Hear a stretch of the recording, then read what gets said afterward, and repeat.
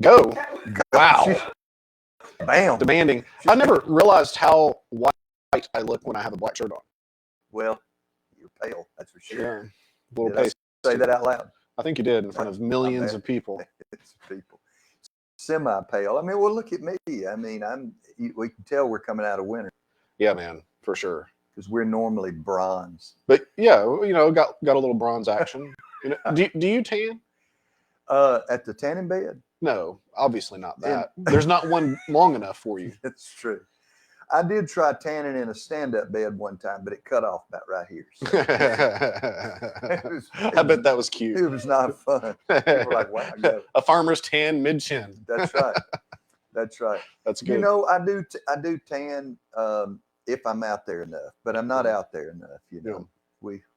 I think about having a load of sand delivered and just thrown in my backyard. That's a good idea. I bet Kara would love that. She told him to get out of the driveway, back out there, leave. That's funny. I did see recently somebody had to pay somebody some kind of restitution, and they did it in pennies. Oh, really? Yeah. It was like a dump truck full of pennies. Oh, like right in their front yard. Man, it's like, what could they say? That's cold-blooded. It is. I mean, that's petty as hell, but I kind of like it. I know it. I know it. I know it. Have you noticed that there's not been a Tuesday in about a month? We went from Monday to Wednesday the last 4 weeks for sure. We've gone from Monday to Wednesday. I get ready in the mornings. I put on my clean underwear and everything, and I think it's Tuesday, but it turns out it's Wednesday. So we haven't had this in a little bit. It has, yeah. Been very busy, haven't we? Yeah, it's been insane, and we think we're on right now, but we really don't know. We don't. Because we've had tech issues a couple of times. I get upset at equipment. No. So yeah. So telling a little story on myself. The first time that everybody recognized this has been going on for a long time, but we didn't have people in the office. And part of what we're talking about today is the second big problem in business, which is fulfillment. You start off with a marketing problem, you end a fulfillment problem. Right. Once you fix the marketing problem. And so as we began to scale the business, we had people coming in, and I think it was Cynthia saw me taking a new printer to the trash can. And she was like, whoa. That is true. And she was like, what are you doing? I was like, I'm throwing this away. It's Right. like, why? It's like, well, it's not working. Right. Like, just go, I don't have the patience. So all that to say, I guess it was a couple weeks ago, somehow the cameras got saved. Who did that? None of the cameras would work. I was like, well, that's fine. Like, just take them, let's throw them away. Let's just get new ones. That's right.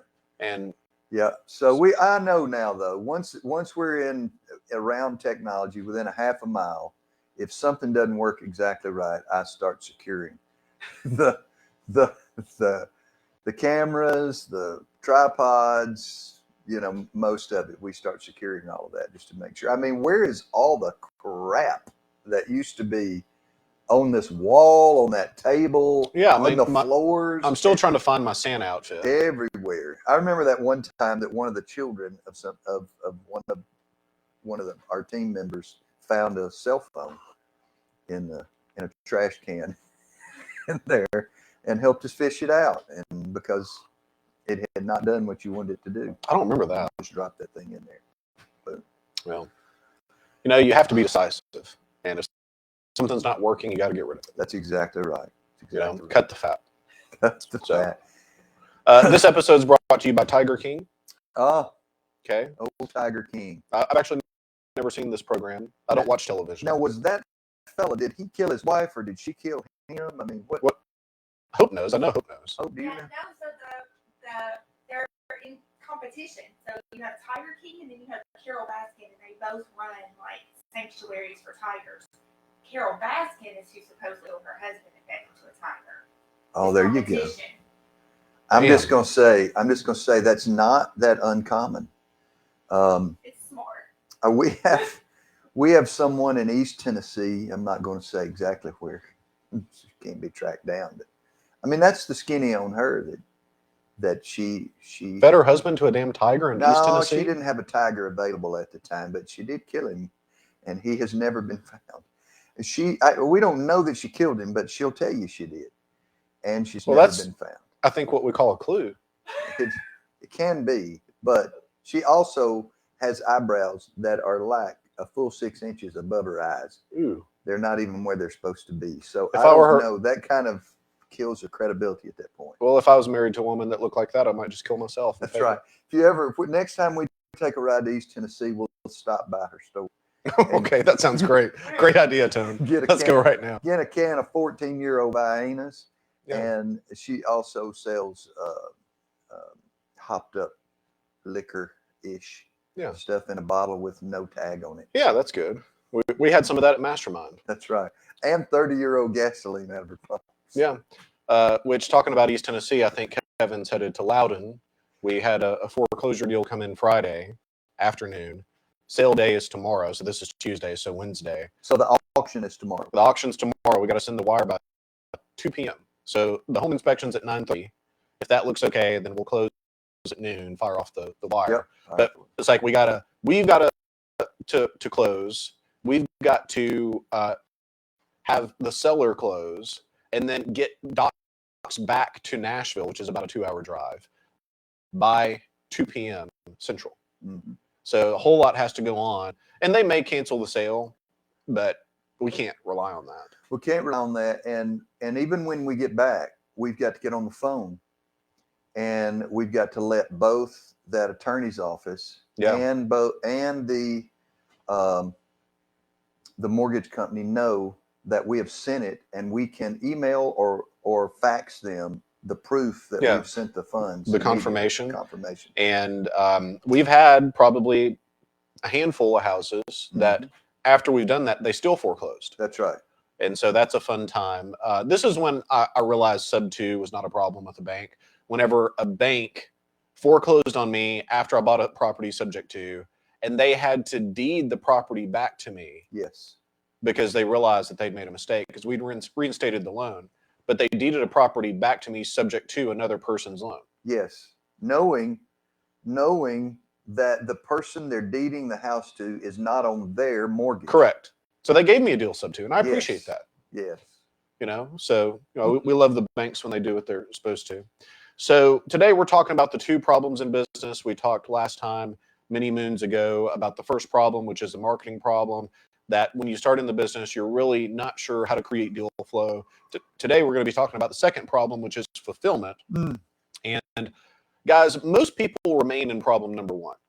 So if you're an investor, you've been in the business for any amount of time, if you can't create deal flow on a whim, then you're stuck in problem number 1. Right. Okay. Once that problem is solved, it very quickly spirals into problem number 2. Mm-hmm. And so this is where it comes into how do we raise money, which is the first question that you start to try to figure out. Once you start to solve the marketing problem, it transitions over time. It's like a volume knob. You turn one down, you turn one up. The problem becomes much less about how do we create deal flow. We're turning that down. Now it's how do we raise money, right? Which is in part a deal structure issue and a negotiation issue, right? For most people. That's right. Okay. But then it also comes down to you're going to start running into minor problems. Okay. They're very minor at first, but they if left untreated, it's like, a paper cut, then 2 paper cuts, really not a big deal, but you can die by 1,000 paper cuts. Probably 4. Probably, yeah, I'd say somewhere between 4 and 7. And so here's what we saw. It was me and Tone. We had 39 houses at one time, just me and you. And we were doing everything. We were paying bills, paying contractors, trying to keep some grass to be cut, all of this. Now, so we had like 35 balls in the air, and we would catch the 2 biggest one most of the time. And then we'd try to kick another one up to catch later. Yeah. That didn't work. No. We had the marketing problem solved. We just created a fulfillment problem for ourselves. Yes. Okay. So here's just a few things that you're going to start to see happen in your business if you're beginning to have a fulfillment problem. Is you're going to start to forget about, did I put insurance on that house? Yeah. You start to get cited by the city because you haven't mowed grass on one. Yeah, grass is neat. This time of year, we're in the last day of February, and looking at the seasonality of grass in the South. I mean, I love October when it starts to die off because it's such a pain. There was a time we had someone almost full time just getting grass cut. Yep. You know, trying to manage that. But you start to see these minor problems.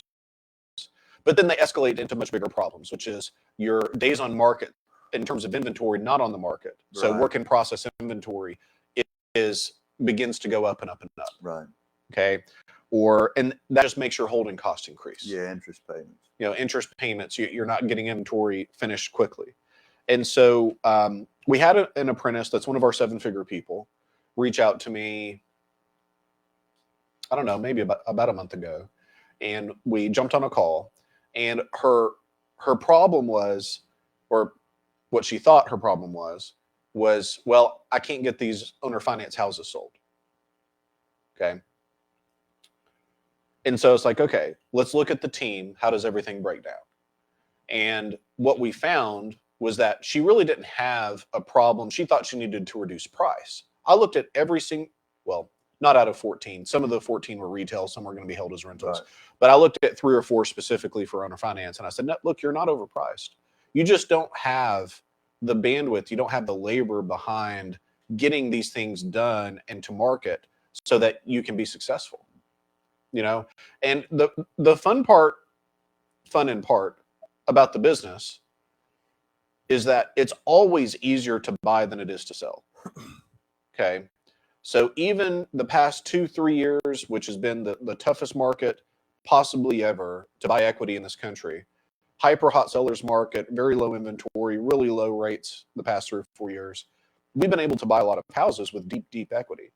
And the reason for that is that it's always easier to buy than to sell. Because if we have 10 to 15 leads through search that are effective leads, then we, on average, buy 1 house.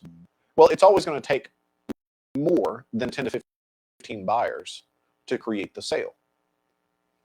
And so if you're looking at a company, you know, we have really 2.5 people on acquisitions right now. And we have far more people on fulfillment in terms of getting stuff ready for market and then dealing with stuff on the market. Right. And that's one thing that if you're weighted on one side too heavy, then you're going to cause a problem on the other. And people feel like their problem remains, well, I can't buy equity. That's quickly going to turn into a fulfillment problem, which is I have 39 houses sitting. I'm eating $75,000 a month in interest, something like that, and holding costs. And, you know, it's like you have equity everywhere. But as David told me during that time, he said, Brad, your equity's turned against you. Oh, yeah. Oh, yeah. Talk about that a little bit more. Well, let me just tell you the first time that Casey walked in the office and sat down with me and said, okay, I'm here to help. And I said, okay. And she said, so how many houses do we have right now? And I said, somewhere around 40. And she said, okay, so we've done 40 this year? And I said, no. We have 40 right now. Sitting. It's just sitting there. She goes, what are we, I don't understand what you mean. And I said, well, some of them we're trying to rehab, and a lot of them need to be owner financed. And who's doing that? I said, well, you and Brad and nobody. Yeah, correct. You know, and nobody. But it is an issue, and people don't think either about when they'll tell me on the front end, I'm getting a program, and what I want to do is 2 a month from the beginning. I want to purchase equity in 2. But I want to buy 2 houses a month, and I constantly try to say, you know, actually what you're asking is, I want to know what kind of equity you're wanting to capture. Right. Doesn't matter how many houses you buy, what kind of equity you're trying to capture. Well, I want to do 2 houses worth of equity. Okay. We're missing the question. We're missing the question. So, but if you just buy 1 in January, you're going to have 2 then in February. Yeah. One's 30 days in, the other one you're just putting under contract. Right. You haven't closed on either one of them yet. In March, you're going to close on the one you bought in January, probably. And you're going to have the one you bought in February, it's in process. And you're going to have the one you just put under contract in March. Right. And then in April, you're going to have the one you just closed on from January that you're starting to do something on. You're either putting on the market owner finance, or you're going to start your rehab on it. The one you had in February, you're going to close on that month. But you got all that title work you're trying to work through. The one you bought in March is just getting started on all its title work. And by the time you get 6 months down the road, you've sold your first one. Mm-hmm. If it's a rehab, you got your first one on the market and you could have it ready to close. But if you got an owner finance, you could have closed it already, Yeah. your first one. And so I think what what they're not understanding is the role that fulfillment plays in this is so multifaceted and stacks one month after the next. And you really have to learn that process of, that checklist that happens monthly. And it's not all the time monthly. Right. You can't just say it's going to work like this because they have a life of their own. That's 100% true. And one of the things that I really caution people against is making monthly goals in the business unless they're input goals, not output. So not the outcome, but what am I going to do? Because the cycle of the real estate transaction is such a long cycle. Mm-hmm. That you get a property under contract, you have an escrow period, and then you close, and then you have a fulfillment period, and then you get it back on the market, and it's marketing period, and then escrow, and then closing again. And so during that time, from purchase to sale, or from contract to sale, can be 3 or 4 months easy. Mm-hmm. And so it's really tough to say, well, I'm going to buy and sell a house this month. Mm-hmm. Well, you may have some inputs, Right. and then it also comes down to, if we look at the fulfillment of the marketing side, if we have 20 leads that come in, I mean, that's optimistic, or really pessimistic, I should say. That really should be 10 to 15, but let's say it's 20 leads come in. Out of those 20, I'll probably talk to 12 or 13. Mm-hmm. There will be 8 that we never get in contact with at all. And then we buy one house. So out of 12 conversations, which take 10-minute triages, that's 2 hours. And then say that's 3 hours of talk time. Mm-hmm. You've bought the equity position. Mm-hmm. Well, it's going to take far more than 3 hours to get that dispoed out. Mm-hmm. Mm-hmm. Mm-hmm. So I think a lot of people miss that. And you're inspoing in before you start dispoing out. I know I just made a new word up there, the old inspo. But I mean, talk to me about that. Well, I mean, really, there's so much involved in the purchase on the front end of that property. Yeah. And when I say so much, I don't mean for it to sound like it's overwhelming. It's not at all. But so many times I feel like we're trying to scale our out what we've got going out before we actually scale inside our own minds the process from the beginning. Yeah. And it's so important. I feel like it usually takes 3 times of doing the same thing over and over again before it becomes part of our internal thinking system. And so going through that 3-month process of a house coming in and getting it ready to whatever it's going to be on the way out, I feel like that process needs to happen 3 times before it's just in our thinking process. Yeah. Does that make sense? It does. The first 2 deals I ever did, I have no idea how I pulled off. And after it was over, I almost didn't understand what I even did. Mm-hmm. I just was doing the next. Mm-hmm. So, but it gets to where it's easy. Yeah, I find that we tend to start putting up our pictures and putting up our Facebook new memes we have about success a little early because we capture our equity and we've not processed one property yet. Yeah. Well, and I have that, not that specifically because I'm pretty to myself, but I feel excited when I get the contract and we close. To me, the sale is just kind of a means to an end. I don't get excited that day. Right. For me, I get excited about the purchase. For me, it's about the hunt and the kill.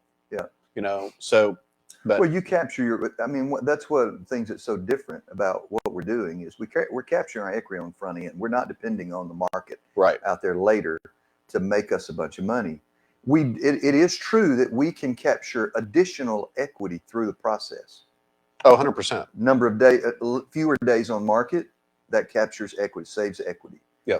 Because we've kind of looked on the front end, what we think the amount of time we think it'll do, but the quicker we go. Same thing with time in a rehab. Yeah, for sure. Same thing with how quickly we get our information out on owner finance deals. Oh yeah. For sure. Interest on the underlying mortgage we've taken and interest on what we borrowed. Right. There's all kinds of ways where we capture more equity along the way. And if that adds up to an additional $2,000 on your deal. Yeah. Times one a month. Yes. You know, that pays for lunches, Yeah. which is good. So so let's identify when this begins. In my opinion, the fulfillment breakdown starts for one person at one deal a month. So at one deal a month plus, you start to have friction between your ability to continue buying and safely and effectively fulfill the process to get things to market and through the closing process on the sale. And so it's like, well, what do you do about that? Well, the first thing, in my opinion, that you need to do is to get rid of the personal aspects of your life that you don't enjoy. So I've talked about this before, but it's like, for me, I'm not going to mow the grass. They always said, like, oh, you know, you'll enjoy mowing grass and doing gardening whenever it's your home. That's a lie. At least it has been for me. So, like, I'm not going to mow the grass. We don't go grocery shopping, really. You know, like, we're going to have Instacart. We try to cook for health reasons, but, you know, sometimes that doesn't happen. But what you're doing is you're buying your time back so that you can go back into the business. Okay. And then what I would submit to you is, in terms of your first hire, you need to hire for your greatest weakness. So that's going to be different for everyone. And one of the things that we don't agree with in terms of the training, the education that we do, is a one size fits all approach, because everybody's different. Everybody has a different starting point. Everybody has a different ending point. Everybody has a different goal, right? And different backgrounds, strengths and weaknesses. And so if that's the case, we can't say your first hire needs to be a bookkeeper. That probably would have been the best thing for me. You know, like, manage the notes, you know, be able to do a little bit of fulfillment on the contractor side, you know, go and get utilities turned on, that kind of thing. Like, that's such a time suck. All that stuff is such a time suck. You know, so somebody like that would be good for me. We do have people in the program, they really need to hire for acquisitions because they do not enjoy it. You know, but it's so funny. Some of the best people in acquisitions now that I'd say are on par with what we do as a company, they started off not liking it. You know, like Will Cannon, for example, who's doing his support call here at 30 minutes. Mm-hmm. You know, you guys can look in the Facebook group. I on support calls was like, "Will, go buy this." Yeah, but no. It's good enough. We'll go buy it. And give me a selfie in front of the house whenever you do. So there's two times when, like, he looks uncomfortable as hell, but he has his phone out and he's like doing the selfie with the contract, you know? And I was like, this is the best. Yeah. You know? Well, I mean, let that be like a clue to you. What you dislike the most does not necessarily mean right away that it's what you do not need to lean in on the most. Yeah. I mean, you pass things to other people because it's not your best use of your time, but you also know what you're passing to someone else. Yeah. Well, we know every part of this. You don't pitch it to someone else without knowing it first, because if you do, if you're not scaling it first in yourself, you can't scale it to somebody else. That's right. And I see that as being a major problem when people are like, well, I don't really know the script. I'm not keeping frame on my calls. Let me hire that out. It's like, you can't train it if you don't know it. That's right. You know, it's like, we can help you to a point, Mm-hmm. but it's a tough position to be in when you're trusting other people to, like, take the football and run with it, and you don't know the rules of the game. Right. So that's kind of that. Anything else for you, Tone? I don't think so, man. Yeah. Headed to the gym. We got Tyler Kimbrell coming in a little bit later. Okay. Tyler K. Man, I'll tell you, you talk about somebody just quietly.